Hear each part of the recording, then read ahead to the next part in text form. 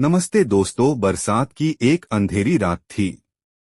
आसमान में लगातार बिजली चमक रही थी। घने जंगल के बीच एक पुरानी हवेली खड़ी थी, जिसके बारे में पूरे इलाके में कहा जाता था कि वहां पिछले 25 साल से कोई नहीं गया। जो भी अंदर गया वह कभी वापस नहीं लौटा। उसी गांव के किनारे 19 साल का एक अनाथ लड़का अर्जुन रहता था। वह दिन भर मजदूरी करता और रात को अपनी टूटी फूटी झोपड़ी में लौट आता। उसके पास न परिवार था, न पैसा, लेकिन एक चीज थी, सच जानने की हिम्मत। एक दिन गांव में एक बूढ़ा आदमी आया। उसके हाथ में चमड़े का पुराना बैग था। उसने अर्जुन को देखते ही कहा, तुम्हारा चेहरा बिल्कुल उसी आदमी जैसा है जिसने 25 साल पहले उस हवेली का दरवाजा आखिरी बार खोला था। अर्जुन चौंक गया। आप किसकी बात कर रहे हैं? बूढ़े की आंखों में आंसू आ गए। तुम्हारे पिता की। यह सुनते ही अर्जुन के पैरों तले जमीन खिसक गई। उसे बचपन से यही बताया गया था कि उसके माता पिता एक सड़क दुर्घटना में मारे गए थे। बूढ़े ने बैग से एक पुरानी तस्वीर निकाली। तस्वीर में एक आदमी, एक औरत और 5 साल का छोटा बच्चा था। वह बच्चा बिल्कुल अर्जुन जैसा दिखता था। यह मैं हूँ? अर्जुन ने कांपती आवाज में पूछा। बूढ़े ने सिर हिलाया। फिर उसने बैग से एक पुरानी पीतल की चाबी निकाली। चाबी पर एक अजीब निशान बना था, ठीक वही निशान जो उस बंद हवेली के मुख्य दरवाजे पर बना हुआ था। यह चाबी अब तुम्हारी है, बूढ़े ने कहा। लेकिन याद रखना, हवेली का पहला दरवाजा खोलना आसान है, दूसरा नहीं। दूसरा दरवाजा। बूढ़ा मुस्कुराया, लेकिन कुछ नहीं बोला। अगली सुबह पूरे गांव में खबर फैल गई कि अर्जुन हवेली जाने वाला है। कुछ लोगों ने उसे रोका, कुछ ने उसे पागल कहा, लेकिन अर्जुन ने फैसला कर लिया था। अब वह अपने माता पिता की सच्चाई जाने बिना नहीं रुकेगा। शाम होते ही वह जंगल की ओर चल पड़ा। बारिश फिर शुरू हो चुकी थी। रास्ते में उसे पुराने मंदिर के पास एक साधु मिले। साधु ने बिना कुछ पूछे कहा, जिस रास्ते पर तुम जा रहे हो वहां से लौटना हर किसी के बस की बात नहीं। अर्जुन ने जवाब दिया, अगर सच उसी रास्ते पर है तो मैं लौटूंगा भी उसी रास्ते से। साधु ने उसे एक छोटा सा ताबीज दिया और कहा, जब चारों तरफ अंधेरा हो जाए इसे खोलना। इससे पहले नहीं। रात के ठीक 12 बजे अर्जुन हवेली के सामने पहुंचा। हवेली का विशाल लोहे का दरवाजा हवा के साथ चरमराने लगा। उसने कांपते हाथों से पीतल की चाबी ताले में डाली। टक, ताला खुल गया। दरवाजा धीरे धीरे अपने आप खुलने लगा। अंदर से ठंडी हवा का तेज झोंका आया। अर्जुन ने पहला कदम अंदर रखा ही था कि हवेली के भीतर से किसी की धीमी आवाज सुनाई दी, आखिर तुम आ ही गए। अर्जुन डर गया। उसने चारों ओर देखा, लेकिन वहां कोई दिखाई नहीं दे रहा था। हवेली के भीतर कदम रखते ही अर्जुन ने महसूस किया कि बाहर की तेज बारिश और हवा की आवाज जैसे अचानक गायब हो गई हो। चारों ओर गहरा सन्नाटा था। दीवारों पर जाले लटके थे और फर्श पर धूल की मोटी परत जमी हुई थी। तभी वही आवाज फिर सुनाई दी, अगर सच जानना चाहते हो तो पीछे मुड़कर मत देखना। अर्जुन का दिल जोर जोर से धड़कने लगा, लेकिन उसने हिम्मत नहीं हारी। वह धीरे धीरे आगे बढ़ा। तभी उसके पीछे किसी के चलने जैसी आहट आई। उसका मन हुआ कि तुरंत पीछे देखे, लेकिन उसे साधु की बात याद आ गई। उसने बिना पीछे देखे आगे बढ़ना जारी रखा। कुछ दूर जाने पर उसे एक विशाल हॉल दिखाई दिया। हॉल के बीचों बीच एक गोल मेज थी, जिस पर धूल से ढकी एक मोटी डायरी रखी थी। डायरी के ऊपर उसी निशान का चिन्ह बना था जो पीतल की चाबी पर था। अर्जुन ने कांपते हाथों से डायरी खोली। पहले ही पन्ने पर लिखा था, यदि यह डायरी मेरे बेटे अर्जुन के हाथ में पहुंचे तो समझ लेना कि मैं अपना वादा निभा नहीं सका। अर्जुन की आंखों में आंसू भर आए। डायरी उसके पिता की थी। उसने आगे पढ़ना शुरू किया। इस हवेली में कोई भूत नहीं है। यहाँ इंसानों की लालच ने ऐसी साजिश रची थी जिसने कई जिंदगियां बर्बाद कर दी। अगर तुम यह पढ़ रहे हो तो किसी पर जल्दी भरोसा मत करना, क्योंकि दुश्मन बाहर नहीं, तुम्हारे अपने लोगों में है। इतना इतना पढ़ते ही अचानक पूरी हवेली में जोरदार धमाका हुआ। धड़ाम। हॉल का भारी दरवाजा अपने आप बंद हो गया। अर्जुन घबरा गया। उसने दरवाजा खोलने की कोशिश की, लेकिन वह हिला तक नहीं। उसी समय मेज के नीचे से एक पुराना लकड़ी का डिब्बा बाहर खिसक कर आया। उसने डिब्बा खोला। अंदर एक सोने की अंगूठी, एक पुराना नक्शा और एक चिट्ठी रखी थी। चिट्ठी में लिखा था, अर्जुन, अगर तुम यहाँ तक पहुँच गए हो तो समझो पहला इम्तिहान पार कर लिया। लेकिन असली सच हवेली के तहखाने में छिपा है। वहां पहुंचने के लिए इस नक्शे को ध्यान से पढ़ना। जैसे ही अर्जुन ने नक्शा उठाया, हवेली की दीवार पर लगी एक बड़ी पेंटिंग धीरे धीरे खिसकने लगी। उसके पीछे नीचे जाने वाली पत्थर की सीढ़ियां दिखाई दी। सीढ़ियों से ठंडी हवा आ रही थी। अर्जुन ने जेब से टॉर्च निकाली और नीचे उतरने लगा। करीब 50 सीढ़ियां उतरने के बाद वह एक विशाल तहखाने में पहुंचा। वहां लोहे के कई पुराने संदूक रखे थे, लेकिन सबसे कोने में एक लोहे का पिंजरा था, और उस पिंजरे के अंदर एक बहुत बूढ़ा आदमी बैठा था। उसने अर्जुन को देखते ही कांपती आवाज में कहा, बेटा, मैं पिछले 25 साल से तुम्हारा इंतजार कर रहा था। अर्जुन हैरान रह गया। आप कौन हैं? बूढ़े ने धीमे से कहा, मैं तुम्हारे पिता का सबसे भरोसेमंद दोस्त हूँ, और मैं जानता हूँ कि तुम्हारे माता पिता के साथ उस रात क्या हुआ था। अर्जुन की सांसें तेज हो गईं। जिस सच की तलाश में वह हवेली तक आया था, वह सच अब उसके सामने आने वाला था। अर्जुन धीरे धीरे उस बूढ़े आदमी के पास पहुंचा। उसके चेहरे पर उम्र की गहरी लकीरें थीं, लेकिन आंखों में उम्मीद की एक हल्की चमक अभी भी बाकी थी। आप सच में मेरे पिता को जानते थे? अर्जुन ने कांपती आवाज में पूछा। बूढ़े ने सिर हिलाया, मेरा नाम रघुवीर है। मैं तुम्हारे पिता वीरेंद्र का सबसे अच्छा दोस्त था। हमने मिलकर इस हवेली का सबसे बड़ा राज खोजा था। फिर आपको यहाँ किसने कैद किया? रघुवीर ने गहरी सांस ली। जिस पर तुम्हारे पिता ने सबसे ज्यादा भरोसा किया था, उसी ने धोखा दिया। अर्जुन हैरान रह गया। कौन था वह? रघुवीर कुछ बोल पाता, तभी तहखाने में किसी के कदमों की आवाज गूंजने लगी। ठक ठक ठक। दोनों चुप हो गए। टॉर्च की रोशनी दूर तक फैली, लेकिन कोई दिखाई नहीं दिया। अचानक एक नकाबपोश आदमी अंधेरे से बाहर आया। उसके हाथ में बंदूक थी। रघुवीर, उसने हंसते हुए कहा, तुमने नियम तोड़ दिया। मैंने कहा था किसी को सच नहीं बताना। अर्जुन तुरंत एक पत्थर के पीछे छिप गया। नकाबपोश ने चारों ओर नजर दौड़ाई। मुझे पता है, लड़का यहीं कहीं छिपा है। रघुवीर जोर से बोला, भाग जाओ अर्जुन, यह बहुत खतरनाक है। नकाबपोश ने गुस्से में बंदूक तानी, लेकिन उसी क्षण अर्जुन ने पास पड़ा लोहे का डंडा उठाकर जोर से फेंका। डंडा नकाबपोश के हाथ से टकराया। बंदूक दूर जाकर गिर गई। नकाबपोश गुस्से में अर्जुन की ओर दौड़ा, लेकिन अर्जुन तेजी से दूसरी ओर भाग निकला। भागते भागते उसे तहखाने की दीवार पर एक छोटा सा लोहे का लीवर दिखाई दिया। उसने बिना सोचे समझे उसे खींच दिया। घर्रर, पूरे तहखाने में कंपन होने लगा। दीवार का एक हिस्सा खुल गया और एक गुप्त रास्ता दिखाई दिया। अर्जुन और रघुवीर उसी रास्ते से भाग निकले। कुछ देर बाद वे एक पुराने कमरे में पहुंचे।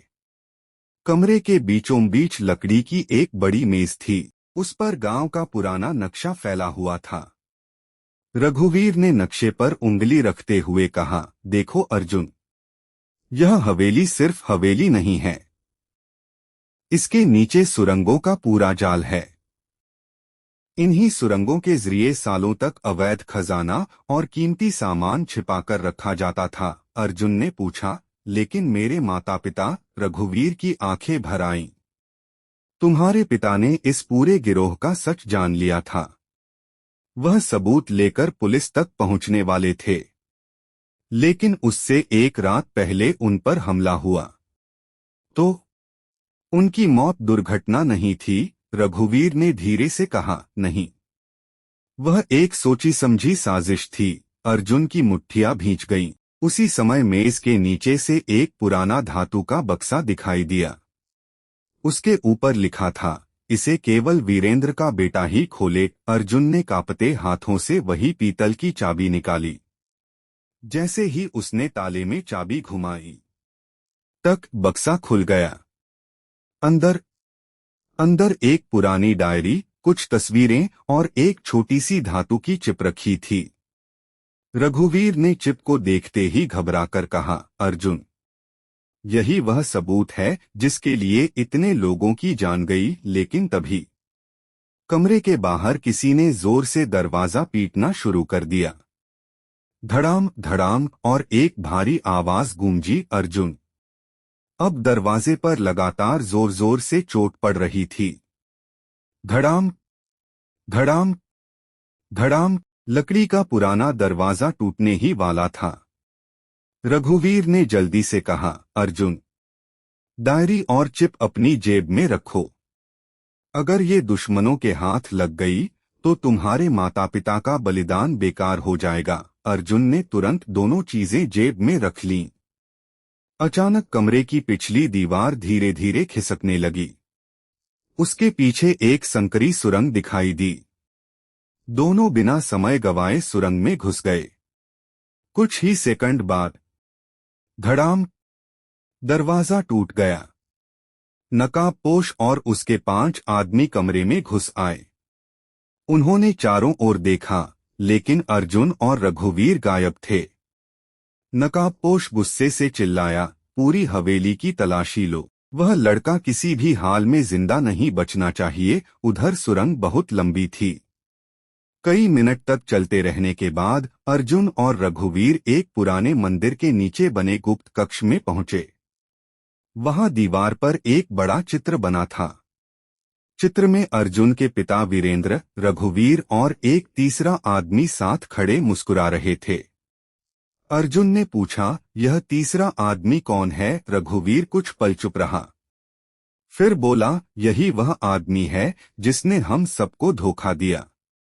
नाम क्या है उसका? रघुवीर ने भारी आवाज में कहा, ठाकुर महेंद्र प्रताप। अर्जुन चौंक गया। ठाकुर महेंद्र प्रताप तो पूरे जिले का सबसे सम्मानित और अमीर आदमी माना जाता था। लोग उसे समाजसेवी कहते थे। रघुवीर बोला, असलियत में वही इस पूरे गिरोह का सरगना है। उसने खजाने के लालच में तुम्हारे माता पिता को रास्ते से हटाया और मुझे इस हवेली में कैद कर दिया। अर्जुन की आंखों में गुस्सा भर गया। अब मैं उसे कानून के सामने लाऊंगा। रघुवीर ने सिर हिलाया। इतना आसान नहीं है। उसके आदमी हर जगह हैं, पुलिस में भी, दफ्तरों में भी। तभी अर्जुन को पिता की डायरी याद आई। उसने डायरी का आखिरी बंद पन्ना खोला।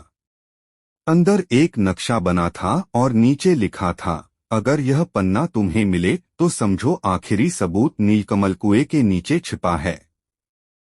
वहीं से पूरी साजिश का अंत होगा। रघुवीर हैरान रह गया। मुझे भी इस जगह के बारे में नहीं पता था। उसी समय मंदिर के बाहर कई गाड़ियों के रुकने की आवाज आई। रघुवीर खिड़की से झांका। उसका चेहरा पीला पड़ गया। वे लोग यहां भी पहुंच गए। अर्जुन ने बाहर देखा। दर्जनों हथियारबंद लोग मंदिर को चारों ओर से घेर चुके थे और सबसे आगे एक सफेद कपड़ों में खड़ा आदमी मुस्कुरा रहा था। उसने धीरे धीरे अपने चेहरे से नकाब हटाया। वह कोई और नहीं, ठाकुर महेंद्र प्रताप था।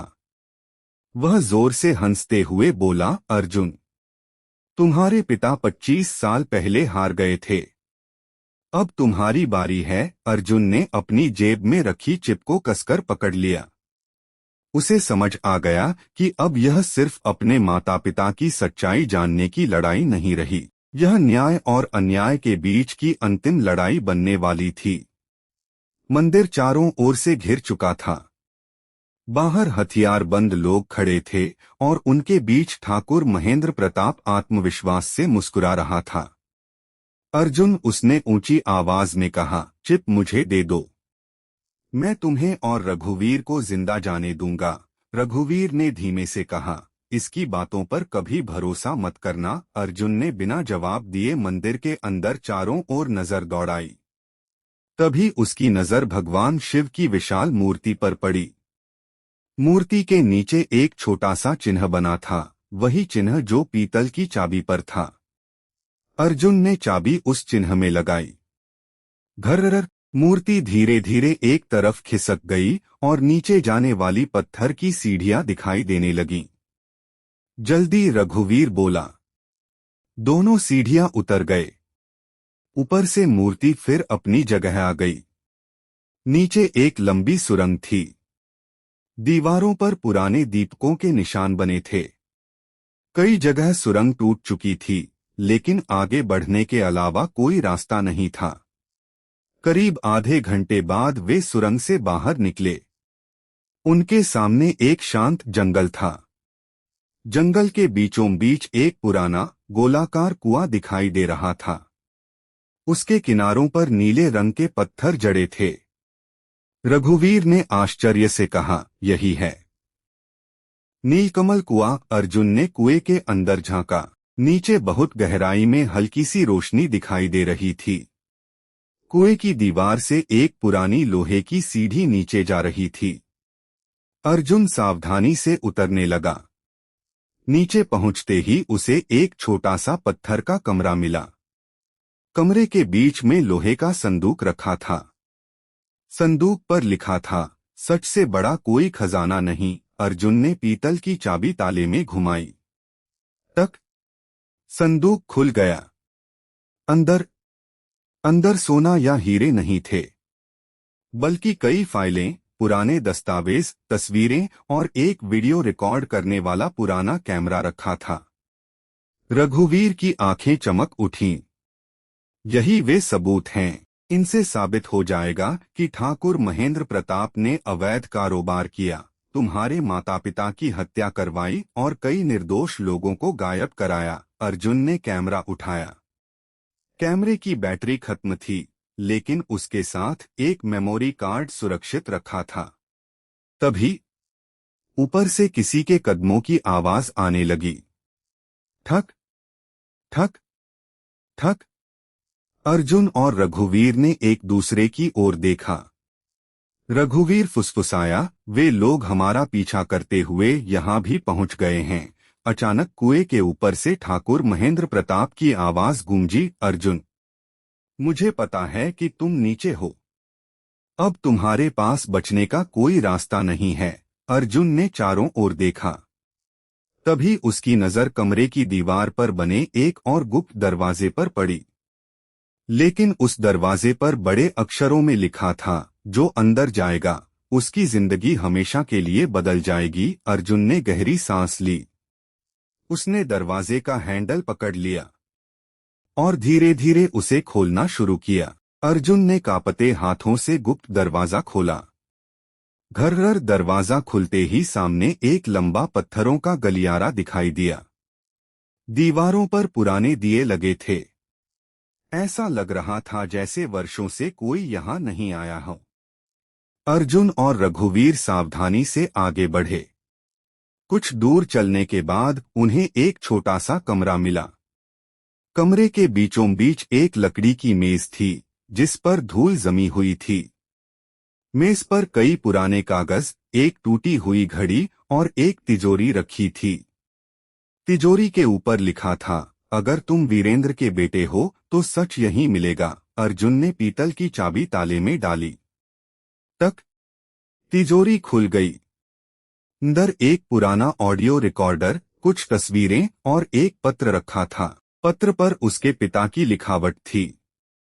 अर्जुन ने पढ़ना शुरू किया। बेटा अर्जुन, अगर तुम यह पढ़ रहे हो तो समझ लो कि मैं तुम्हारे साथ नहीं हूँ। लेकिन याद रखना, मैंने तुम्हें कभी अकेला नहीं छोड़ा। इस तिजोरी में रखा रिकॉर्डर उस इंसान की आवाज है जिसने हमारी जिंदगी बर्बाद की। इसे सुरक्षित रखना। अर्जुन ने रिकॉर्डर चलाया। कुछ सेकंड तक खामोशी रही। फिर एक भारी आवाज सुनाई दी, वीरेंद्र, अगर तुमने यह सबूत पुलिस को दिया तो तुम और तुम्हारा परिवार जिंदा नहीं बचोगे। यह आवाज साफ थी। रघुवीर की आंखें फैल गईं। यह ठाकुर महेंद्र प्रताप की आवाज है। अब उनके पास सिर्फ दस्तावेज ही नहीं बल्कि उसकी धमकी का रिकॉर्ड भी था। तभी कमरे के दूसरे कोने से हल्की खांसी की आवाज आई। दोनों चौंक गए। उन्होंने टॉर्च की रोशनी उधर की। वहां एक दुबला-पतला बूढ़ा आदमी बैठा था। उसकी लंबी दाढ़ी थी और वह बहुत कमजोर दिख रहा था। अर्जुन ने पूछा, आप कौन हैं? बूढ़े ने धीरे धीरे सिर उठाया। उसकी आंखों में आंसू आ गए। मैं हरिनारायण हूं, इस हवेली का पुराना मुनीम रघुवीर हैरान रह गया। तुम अभी तक जिंदा हो? हरिनारायण ने धीमी आवाज में कहा। हाँ, ठाकुर ने मुझे इसलिए जिंदा रखा ताकि मैं कभी बाहर जाकर सच न बता सकूं। फिर उसने अर्जुन का हाथ पकड़ा। बेटा, तुम्हारे माता पिता बहुत बहादुर थे। उन्होंने आखिरी सांस तक हार नहीं मानी। इतना कहते ही उसकी आंखों से आंसू बहने लगे। लेकिन तभी पूरी सुरंग जोर से हिलने लगी। धड़ाम, ऊपर से पत्थर गिरने लगे। रघुवीर चिल्लाया, ठाकुर ने शायद बाहर से सुरंग उड़ाने की कोशिश की है। हरिनारायण ने कांपते हुए दीवार की ओर इशारा किया। वहां एक आखिरी गुप्त रास्ता है। जल्दी निकल जाओ और सच को दुनिया तक पहुंचा दो। अर्जुन ने तुरंत सबूत, रिकॉर्डर और दस्तावेज अपने बैग में रखे। तीनों गुप्त रास्ते की ओर दौड़े। जैसे ही वे बाहर निकले, पीछे पूरी सुरंग जोरदार धमाके के साथ ढह गई। अब उनके हाथ में इतने सबूत थे कि ठाकुर महेंद्र प्रताप का सच दुनिया के सामने। तो दोस्तों, ये पार्ट 1 है। पार्ट 2 देखने के लिए कमेंट करें। धन्यवाद।